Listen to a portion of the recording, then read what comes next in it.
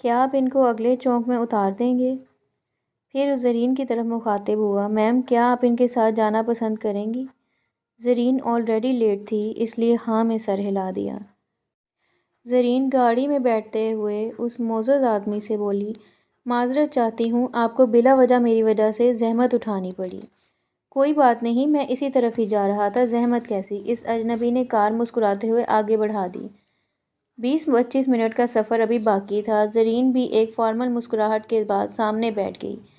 آگے کسی رہائشی آبادی کی طرف جانا ہے آپ کو؟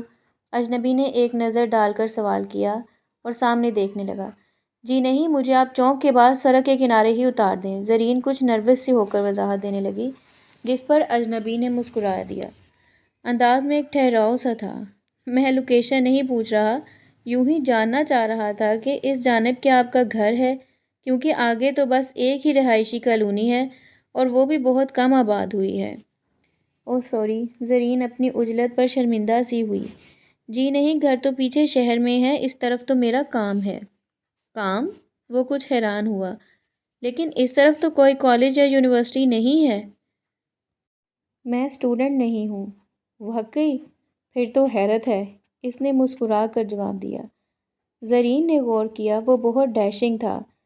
اونچے اٹھے ہوئے الٹی مانگ کے بال، کلین شیو، گھنی بھویں اور پیشانی کسی ہیرو جیسی آگے کو ابھری ہوئی۔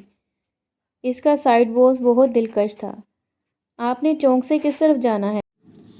میں ویسے شہکار گروپ آف کمپنیز کے نیو آفس جا رہی ہوں۔ اس مرتبہ زرین نے خود ہی بتا دیا کہ اجنبی نے اگر سیدھے روڈ پر ہی جانا تھا تو اسے وہ سڑک کے کنارے اس کمپنی کے آفس پر ڈراپ کر دیتا۔ بلا وجہ سسپینس رکھنا کچھ ٹھیک نہیں تھا۔ ہاں صحیح صحیح، اس نے متانت سے سر ہلایا۔ تو کیا آپ وہاں کام کرتی ہیں؟ جی نہیں، ایسی اپنی قسمت کہاں۔ وہ بے ساختہ ہنس پڑی، جس پر حیرت سے اجنبی نے اسے دیکھا۔ ایکچولی یہاں ان کا نیا آفس کھلا ہے اور کل اس کی اوپننگ سرمنی ہے۔ میں اس کل والی تقریب کی ایونٹ مینیجر ہوں، بس آج اسی سلسلے میں فائنل تیاریاں چیک کرنے جا رہی ہوں۔ اچھا، ماشاءاللہ، بڑے نفیس کام سے واسطہ ہے آپ کا۔ اس نے ستائشی نظر زرین پر ڈالی۔ میں آرٹ سے نہ صرف لگاؤ رکھتا ہوں بلکہ اس کی قدر بھی کرتا ہوں۔ صاحب تو خیر لگتے بھی نفیس مزاجی ہیں۔ مجھے حیرت اس کمپنی کے مالک پر ہے۔ مزاجن ایسا سرپھرا سا بندہ معلوم نہیں اوپننگ سرمنی کو اتنے آرٹسٹک انداز میں کیسے سیلیبریٹ کر رہا ہے۔ یہ شہکار گروپ کا مالک؟ اس نے آبرو جوڑ کر تعجب سے استفسار کیا۔ جی جی، اسی کی تو بات کر رہی ہوں۔ آپ نہیں جانتے اسے؟ وہ تعجب سے سوال کر رہی تھی، اور حالانکہ ایک ہفتہ پہلے تک خود بھی بالکل نہیں جانتی تھی، لیکن آج تو اس کے پاس چٹ پٹی خبروں سمیت اس مالک کے متعلق خاصا مواد تھا۔ تبھی خود کو بڑا باخبر ظاہر کیا، جبکہ اجنبی نے کندھے اٹھا کر نفی میں سر ہلایا۔ مجھے تو معلوم بھی نہیں۔ نقاش حیدر کو نہیں جانتے آپ؟ اس نے بھولیں پھرا کر آنکھیں پھیلا لیں۔ آج تو ہر اخبار میں اس کی خبر چھپی ہوئی ہے۔ کیوں، گزر گیا کیا؟ وہ حیرت سے زرین کو دیکھ رہا تھا، اور وہ ایسے انداز پر زور سے کھلکھلا دی۔ آپ تو کچھ بھی نہیں جانتے، اتنی آسانی سے نہیں گزرتے ایسے لوگ۔ مجھے تو کوئی بڑی ہی ڈھیٹ مخلوق لگتا ہے۔ ذرا سوچیں، 4 منگنیاں ٹوٹ چکی ہیں ہم محترم کی، 4۔ وہ پوری آنکھیں پھیلائے ماحول بنانے کی کوشش کر رہی تھی۔ بتائیں بھلا کیا بھروسہ ایسے شخص کا؟ اور اسے چھوڑیں، مجھے تو حیرت ان 4 بیوقوف لڑکیوں پر ہے، ایسے بندے کا بھروسہ بھی کر لیتی ہیں۔ کمال ہے، دولت کا چارم ہوگا۔ اجنبی نے سرگوشی کرتے انداز ظاہر کیا، جس پر زرین نے بھرپور انداز میں سر ہلایا۔ بس یہی تو مار کھا جاتا ہے زمانہ، پیسہ پیسہ پیسہ بس۔ خیر، ہم کون ہوتے ہیں کسی کی ذاتیات میں گھسنے والے؟ یہ سامنے ہی ہے نا آفس؟ اجنبی نے سڑک کنارے دکھائی ایک بلڈنگ کی طرف اشارہ کیا۔ جی جی بالکل یہی ہے۔ دیکھیں نا جی، باتوں باتوں میں پتہ ہی نہیں چلا، وہ ہنس دی۔ اجنبی نے کار سڑک کے کنارے روک دی۔ تھینک یو، سوری، میں نے تو ابھی تک آپ کا نام بھی نہیں پوچھا۔ مجھے ویسے زرین احسان کہتے ہیں، اور آپ کا بہت شکریہ، آپ مشکل وقت میں میرے کام آئے۔ آپ سے مل کر بہت اچھا لگا۔ وہ کار سے نکل چکی تھی اور اس وقت کھڑکی پر جھکی الوداعی کلمات کہہ رہی تھی۔ اس نے زیر لب مسکرا کر جیب سے اپنا کارڈ نکالا۔ یہ دنیا بڑی چال باز ہے زرین، لیکن آپ بہت معصوم ہیں۔ یقین نہیں آتا تو دیکھ لیجئے۔ اس نے ہاتھ آگے بڑھا کر اپنا کارڈ زرین کی انگلیوں میں پھنسایا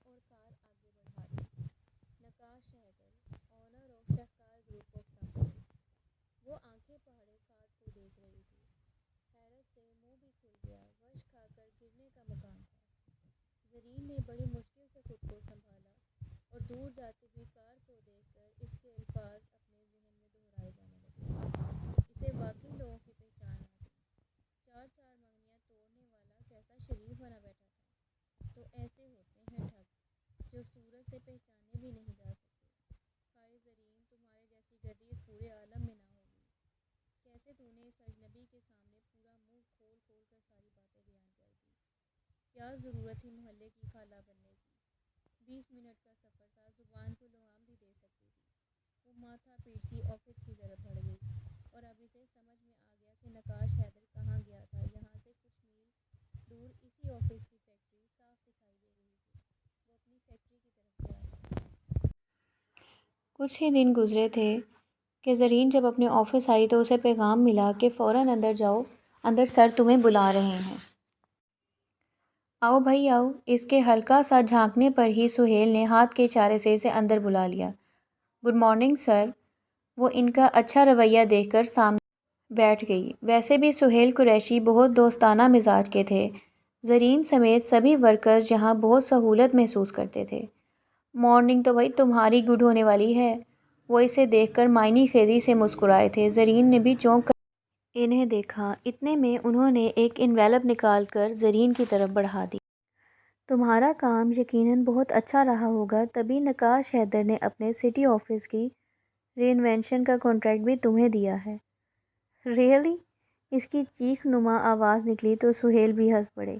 یس، اور تمہیں آج ہی کام پر جانا ہے۔ ان کی سیکرٹری کی کال آئی تھی، بتا رہی تھی کہ باس نے اگلے ہفتے باہر جانا ہے۔ ابھی ان دنوں چونکہ وہ فری ہیں تو خود ڈسکس کرنا چاہتے ہیں۔ خود؟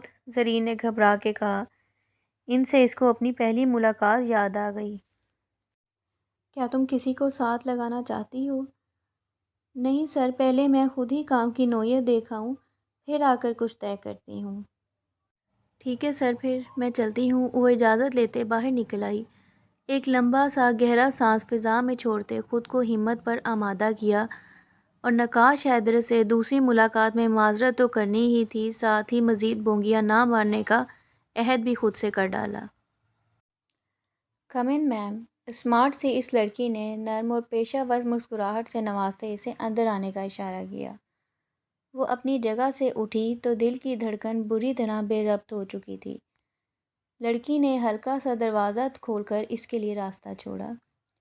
زرین نے دھڑکنوں کے شور کو کچھ اور بڑھتا محسوس کیا۔ اللہ جانے کیا پیش آنے والا تھا۔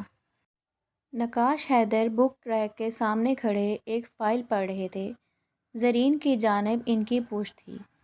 وہ کرسی کے قریب آ کر بھی کھڑی ہی تھی۔ محترم جان تو چکے تھے کہ پیچھے کوئی کمرے میں آ چکا ہے، لیکن دیکھنے کی زحمت نہیں کی تھی۔ اس نے گلا کھنکھارنے کی کوشش کی لیکن اندر سے آواز کوئی نہیں نکل پائی۔ وہ چپ ہی کھڑی تھی۔ تبھی نقاش فائل بند کر کے اس کی طرف پلٹے۔ اوہ، ہیو اے سیٹ پلیز۔ وہ اسے کھڑا دیکھ کر سخت نازم ہوا۔ جی، وہ مری ہوئی آواز میں کہتے ہوئے کرسی پر بیٹھ گئی۔ راستے بھر سوچتی آئی، ہیلو کہے، سلام کرے، گڈ مارننگ، آخر کیسا آغاز لیے، پر ہوا کیا؟ جی سے آگے زبان ہی نہیں کھل رہی تھی۔ آنے میں کوئی پریشانی تو نہیں ہوئی؟ اسے دیکھ کر بڑے بشاش انداز میں مسکرا رہا تھا۔ زرین نے نفی میں سر ہلایا۔ سارا بوجھ اس پچھلی ملاقات کا دھرا تھا وجود پر۔ فیس تو کرنا تھا اور اسی کو کرنا تھا۔ بس جو بولنا ہے بول دیجیے۔ وہ اندر ہی اندر خود سے فائٹ کر رہی تھی۔ کیا ہوا زرین، آپ کچھ اپسیٹ ہیں؟ اس نے جیسے اچانک نوٹس کیا۔ زرین نے نفی میں سر ہلا دیا۔ اس مرتبہ نقاش نے کرسی کی پشت سے ٹیک لگائی تو انداز میں ایک سکون اور ٹھہراؤ تھا۔ کوہنی اس نے کرسی کے بازو پر ٹکا کر 2 انگلیاں اپنے لبوں پر رکھ کر پرسوچ انداز میں زرین کو دیکھا۔ مسکراہٹ کو ہونٹوں میں ہی دبایا۔ کچھ لمحے خاموشی سے بیت گئے۔ نقاش بھی مزید کچھ نہیں بولا تو زرین کو مزید گھبراہٹ ہوئی۔ اس نے سر اٹھا کر نقاش کی طرف دیکھا۔ آنکھوں نے گھبراہٹ تو تھی ہی، ایک سوالیہ سا تاثر بھی تھا، جیسے خاموشی سے پریشان ہو۔ کوئی ایسا سوال سوچ رہا ہوں جس کا جواب دائیں بائیں اوپر نیچے سر ہلا کر نہ دیا جائے۔ اس نے بھی بنا پوچھے خاموشی کی وضاحت کر دی۔ اس مرتبہ زرین کو بھی ہنسی آ گئی، جسے اس نے جگہ ماحول دیکھتے اگلے ہی لمحے چھپا بھی لیا۔ تو یعنی ایک مرتبہ پھر رائڈ بک کروائیں اور پھر وہ رائڈ خراب ہو جائے تاکہ میں لفٹ دے سکوں، صرف اس لیے کہ زرین احسان اپنی نیچرل ہنسی اور باتیں وہیں کہیں سڑک کے کنارے بھول آئی ہے۔ وہ بہت ہی دھیمے اور ٹھہرے لہجے میں بات کر رہا تھا۔ سر، میں اس دن کے لیے معذرت چاہتی ہوں۔ اس نے زبان تو کھولی پر لہجہ بالکل ہی رو دینے والا۔ اس دن کی باتوں پر کہنے کو بھلا کیا تھا اس کے پاس سوائے سخت شرمندگی اور پچھتاوے کے؟ زرین، میں نے آپ کو معذرت وغیرہ کے لیے نہیں بلوایا۔ نقاش کے لہجے میں ہلکی سی ناراضی بھی تھی۔ زرین مزید گھبرا گئی۔ سوری سر، ہم کانٹریکٹ کی بات کرتے ہیں۔ وہ کچھ سوچ کر ہلکا سا مسکرایا اور اسے اپنے آفس کے لیے نئی کلر اسکیم کے متعلق بتانے لگا، اور وہ اسے دھیان سے سننے کے ساتھ ساتھ اس لگژری آفس کو بھی حیرت سے دیکھ رہی تھی جسے نئی لک دینے کی بالکل بھی ضرورت نہیں تھی، لیکن اب وہ آرام سے ڈسکس کر پا رہی تھی کیونکہ نقاش اس سے اس دن کے بارے میں کوئی بات نہیں کر رہا تھا۔ کیونکہ نقاش اس سے آج صرف کام کی بات کر رہا تھا، پھر اس نے زرین کے لیے چائے منگوائی تو باتوں کا تسلسل رک گیا۔ میں ایک سوال پوچھ سکتا ہوں زرین؟ وہ اسے بغور دیکھ رہا تھا۔ زرین چونکی، پھر ہلکا سا سر جی میں ہلایا۔ لوگوں میں میری منگنیاں ٹوٹنے پر کیا رائے پائی جاتی ہے؟ سوری سر، مجھے آپ کی پرسنل لائف میں دخل دینے کا حق نہیں تھا، میں معافی چاہتی ہوں۔ وہ ایک روانی سے پھر شروع ہو گئی۔ بس بس بس، نقاش نے چائے کا کپ رکھ کر باقاعدہ ہاتھ جوڑ دیے۔ معافی دے دیں مجھے، اب میں آپ سے بالکل کچھ نہیں پوچھوں گا، اس لیے آپ کو بس چپ کر کے مجھے سننا ہوگا۔ بالکل چپ کر کے مجھے سنیے، نقاش نے اس کو کہا۔ اس نے دبک کر سر نیچے کو کر لیا۔ نقاش نے اس کے جھکے سر کو مسکرا کر دیکھا اور گلا کھنکار کر شروع ہو گیا۔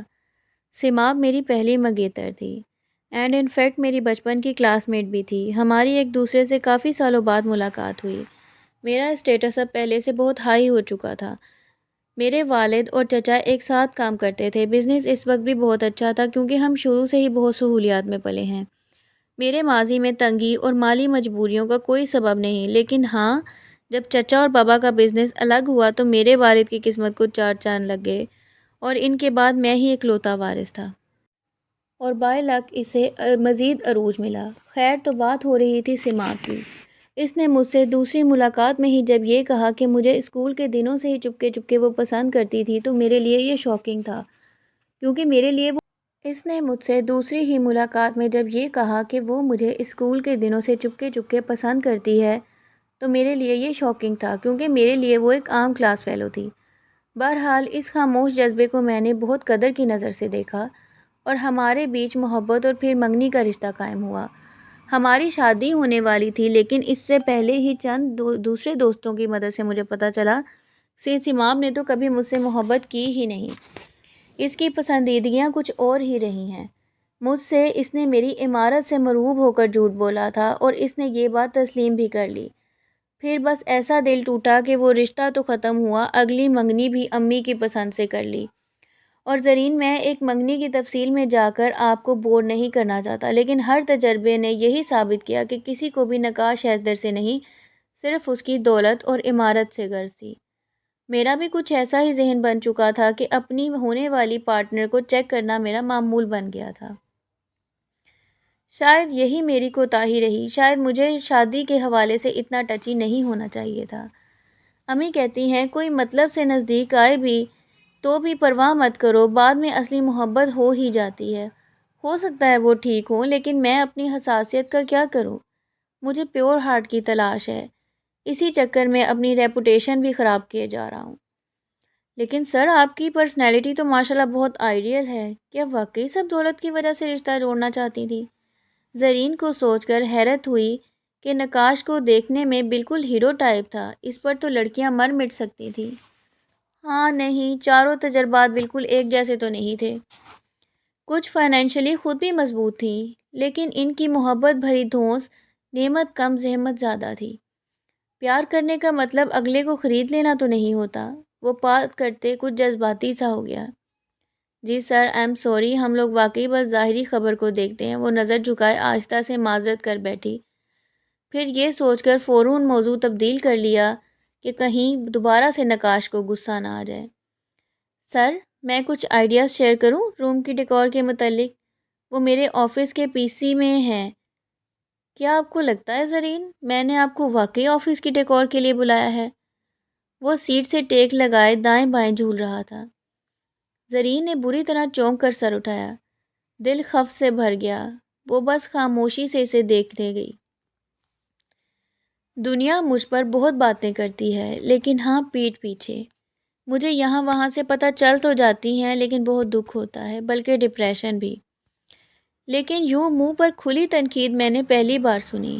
وہ ہلکا سا مسکرایا۔ اور پہلی مرتبہ ہی مجھے بالکل برا نہیں لگا، بلکہ اتنا اچھا لگا کہ آپ کے ایک ایک جملے کو میں نے بارہا ذہن میں دہرا کر ہر مرتبہ انجوائے کیا۔ اور مجھے آپ سے دوبارہ ملنا تھا، اس لیے بہت سوچنے پر مجھے آئیڈیا سوچا۔ اب میں سہیل سر کو جا کر کیا بتاؤں گی؟ اس نے اتنی لمبی بات کے آخر میں اپنی تصویر بھی فوری ظاہر کر دی، جس پر نقاش نے پہلے تو اسے غور سے دیکھا، پھر ایک زوردار کہکا لگایا۔ So sweet of you. وہ ہنستا چلا گیا۔ آپ کا یہی فطری انداز آپ کی پرسنالٹی کی بیوٹی ہے۔ اور کچھ کہنے کی ضرورت نہیں میڈم۔ وہ میز کے آگے ہو بیٹھا۔ میں نے جو سوچا ہے وہ آئیڈیا تھا، بہانہ نہیں۔ آپ واقعی میرے آفس کو رینوویٹ کر رہی ہیں، لیکن سر آفس تو پہلے ہی اتنا پیارا ہے، آپ صرف ملاقات کے لیے اتنا ڈھیر سارا خرچہ بالکل نہ کریں۔ میں تو آفس میں کچھ بھی کہہ دوں گی، کوئی ٹینشن کی بات نہیں ہے۔ اس نے ہاتھ لہرا کر بے فکری کا اشارہ کیا۔ آفس تو خیر ضرور سیٹ ہوگا۔ 1 ہفتے کے کانٹریکٹ میں پوری 7 ملاقاتیں بنتی ہیں، اور اس قیمت پر یہ چھوٹا سا آفس تو کیا پوری بلڈنگ رینوویٹ بھی کی جا سکتی ہے۔ وہ معنی خیزی سے مسکراتے اس مرتبہ کھل کر اظہار کر گیا، اور زرین فوری طور پر کوئی رد عمل دینے میں ناکام رہی، خالی خالی نظروں سے بس دیکھے گئی۔ تو بتائیے کل سے کام شروع کرنا ہے یا آج سے؟ جی میں بتاتی ہوں آپ کو۔ وہ گھبرا کر اٹھ کھڑی ہوئی۔